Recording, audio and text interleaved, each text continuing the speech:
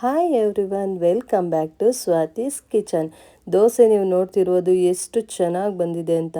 ಇದಕ್ಕೆ ದಿಢೀರ್ ಮಸಾಲೆ ದೋಸೆ ಅಂತಾರೆ.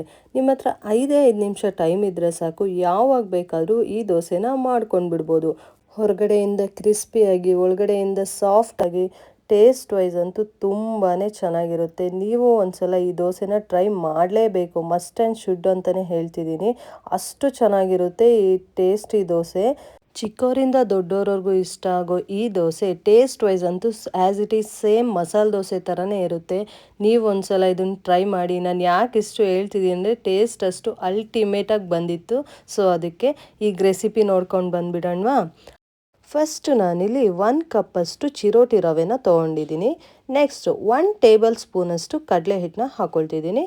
1/4 ಕಪ್ಪಷ್ಟು ಗೋಧಿ ಹಿಟ್ಟು, 1/4 ಕಪ್ಪಷ್ಟು ಅಕ್ಕಿ ಹಿಟ್ಟು, 1 ಟೀ ಸ್ಪೂನಷ್ಟು ಸಕ್ಕರೆ. ಇದು ಆಪ್ಷನಲ್, ಜಸ್ಟ್ ಇದು ಟೇಸ್ಟ್ ಮತ್ತು ಕಲರ್ಗೋಸ್ಕರ. ನೆಕ್ಸ್ಟು ರುಚಿಗೆ ತಕ್ಕಷ್ಟು ಉಪ್ಪನ್ನ ಹಾಕ್ಕೊಳ್ತಿದ್ದೀನಿ.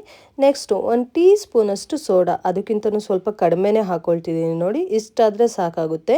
ಇದನ್ನೆಲ್ಲ ನೀಟಾಗಿ ಸ್ವಲ್ಪನೇ ನೀರು ಹಾಕ್ಕೊಂಡು ಹೀಗೆ ನೀಟಾಗಿ ಮಿಕ್ಸ್ ಮಾಡ್ಕೊಂಡು ಇಟ್ಕೋಬೇಕಾಗುತ್ತೆ. ಇದರಲ್ಲೇನು ಸ್ವಲ್ಪನೂ ಗಂಟಾಗಲ್ಲ, ಯಾಕಂದರೆ ರವೆ ಆಗಿರೋದ್ರಿಂದ. ಈಗ ಹಿಟ್ಟಿಂದ ಯಾವುದೇ ದೋಸೆ ಮಾಡೋದಾದರೂ ಗಂಟಾಗುತ್ತೆ, ಬಟ್ ಇದ್ರಲ್ಲಾಗಲ್ಲ. ನೋಡಿ, ಜಸ್ಟ್ ಹಿಂಗೆ ಒಂದ್ಸಲ ಮಿಕ್ಸ್ ಮಾಡ್ತಿದ್ದಂಗೆ ಅದು ನೀಟಾಗಿ ಬ್ಯಾಟರ್ ಕನ್ಸಿಸ್ಟೆನ್ಸಿ ಬಂದುಬಿಡುತ್ತೆ. ನೀಟಾಗಿ ಸ್ವಲ್ಪನೇ ನೀರು ಹಾಕ್ಕೊಂಡು ಈ ಥರ ದೋಸೆ ಹಿಟ್ಟಿನ ಬ್ಯಾಟರ್ ಕನ್ಸಿಸ್ಟೆನ್ಸಿಗೆ ಮಾಡ್ಕೋಬೇಕಾಗುತ್ತೆ. ಈಗ ಇದನ್ನು ಸೈಡ್ಗೆ ಒಂದು 10 ನಿಮಿಷ ತೆಗೆದಿಟ್ಕೊತೀನಿ.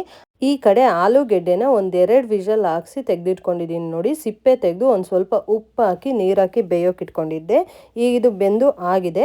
ನೋಡಿ, ಇವಾಗ ಪಲ್ಯಕ್ಕೆ ಇಟ್ಕೊಳ್ತಿದ್ದೀನಿ. ಫಸ್ಟು ಒಂದು 3 ಟೇಬಲ್ ಸ್ಪೂನಷ್ಟು ಎಣ್ಣೆ ಹಾಕ್ಕೊಂಡಿದ್ದೀನಿ. ನೆಕ್ಸ್ಟ್ 1 ಟೇಬಲ್ ಸ್ಪೂನಷ್ಟು ಕಡಲೆಬೇಳೆ ಹಾಕ್ಕೊಂಡಿದ್ದೀನಿ. ಒಂದು ಸ್ವಲ್ಪ ಸಾಸಿವೆ, ಒಂದು ಸ್ವಲ್ಪ ಜೀರಿಗೆನ ಹಾಕ್ಕೊಂಡು ಫ್ರೈ ಮಾಡ್ಕೋಬೇಕು. ನೆಕ್ಸ್ಟು 3 ಉದ್ದಕ್ಕೆ ಸೀಳಿ ಇಟ್ಕೊಂಡಿರೋವಂಥ ಹಸಿರು ಮೆಣಸಿನ್ಕಾಯಿಗಳನ್ನ ಸೇರಿಸ್ಕೊತಿದ್ದೀನಿ. ನೆಕ್ಸ್ಟ್ ಇದಕ್ಕೆ 1 ಕಪ್ಪಷ್ಟು ಸಣ್ಣಕ್ಕೆ ಹೆಚ್ಚಿಟ್ಟಿರೋ ಈರುಳ್ಳಿನ ಹಾಕ್ಕೊಂಡು ಗೋಲ್ಡನ್ ಬ್ರೌನ್ ಬರೋವರೆಗೂ ಇದನ್ನು ಫ್ರೈ ಮಾಡ್ಕೋಬೇಕಾಗುತ್ತೆ.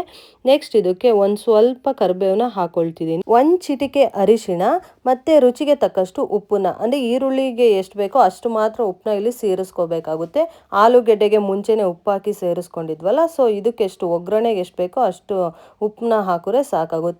ಈಗ ನೋಡಿ, ಆಲೂಗೆಡ್ಡೆನೆಲ್ಲ ಕೈಯಲ್ಲೇ ಸ್ಮ್ಯಾಶ್ ಮಾಡಿ ಹಾಕೊತಿದ್ದೀನಿ. ಇದನ್ನ ನೀಟಾಗಿ ಒಂದೊಳ್ಳೆ ಮಿಕ್ಸ್ ಕೊಟ್ಟರೆ ಆಯಿತು.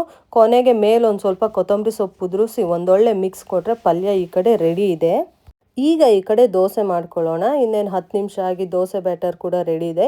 ಇಲ್ಲಿ ಹಂಚು ಕಾಯೋಕೆ ಇಟ್ಕೊಂಡಿದ್ದೆ. ನೋಡಿ, ದೋಸೆ ಹಾಕೊಳ್ತಿದ್ದೀನಿ. ಎಷ್ಟು ನೀಟಾಗಿ ಹಾಕೊಳ್ಬೋದು, ಎಲ್ಲೂ ಕೂಡ ಸೌಟಿಗೆ ಕಚ್ಕೊಳ್ಳಲ್ಲ. ಇವಾಗ ಒಂದು ಸ್ಪೂನಷ್ಟು ಎಣ್ಣೆ ಹಾಕೊಂಡು 2 ಸೈಡು ನೀಟಾಗಿ ಬೇಯಿಸ್ಕೊಳ್ಬೇಕಾಗುತ್ತೆ. ನೋಡಿ, ಒಂದು ಸೈಡ್ ಆಗಿದೆ, ಇನ್ನೊಂದು ಸೈಡ್ ಕೂಡ ಹಿಂಗೆ ತಿರುವಾಕಿ ಬೇಯಿಸ್ಕೊಳ್ತಿದ್ದೀನಿ. ನೀವು ನೋಡ್ತಿರ್ಬೋದು ಎಷ್ಟು ಚೆನ್ನಾಗಿ ಕಲರ್ ಬಂದಿದೆ ಅಂತ. ನಾನಿಲ್ಲಿ ರೋಸ್ಟ್ ಮಾಡೋಕ್ಕೋಗಿಲ್ಲ. ರೋಸ್ಟ್ ಮಾಡಿಕೊಂಡ್ರೆ ಕಲರ್ ಕೂಡ ಇನ್ನೂ ಚೆನ್ನಾಗಿ ಬರುತ್ತೆ. ಟೇಸ್ಟ್ ವೈಸ್ ಅಂತೂ ಅಲ್ಟಿಮೇಟ್ ಆಗಿರುತ್ತೆ. ಅಷ್ಟು ಚೆನ್ನಾಗಿ ಬಂದಿತ್ತು ಈ ದೋಸೆ. ಬೆಳಗಿನ ಬ್ರೇಕ್ಫಾಸ್ಟ್ಗೆ 10 ನಿಮಿಷ ಟೈಮ್ ಇದ್ದರೆ ಸಾಕು, ಈ ಥರ ದಿಢೀರ್ ಮಸಾಲೆ ದೋಸೆನ ನೀವು ಮಾಡ್ಕೊಬಿಡ್ಬೋದು. ಆರಾಮಾಗಿ ಪಲ್ಯ ಚಟ್ನಿ ಯಾವುದ್ರ ಜೊತೆ ಬೇಕಾದ್ರೂ ಕಾಂಬಿನೇಷನ್ ಅಂತೂ ಸೂಪರಾಗಿರುತ್ತೆ. ನಿಮಗೇನಾದರೂ ಈ ರೆಸಿಪಿ ಇಷ್ಟ ಆಗಿದ್ದರೆ ಪ್ಲೀಸ್ ಒಂದು ಲೈಕ್ ಕೊಡೋದನ್ನ ಮಾತ್ರ ಮರಿಬೇಡಿ. ಹಾಗೆ ನಿಮ್ಮ ಫ್ರೆಂಡ್ಸ್ ಆ್ಯಂಡ್ ಫ್ಯಾಮಿಲಿಗೂ ಶೇರ್ ಮಾಡಿ. ನೀವು ಒಂದ್ಸಲ ಟ್ರೈ ಮಾಡಿ. Thank you for watching.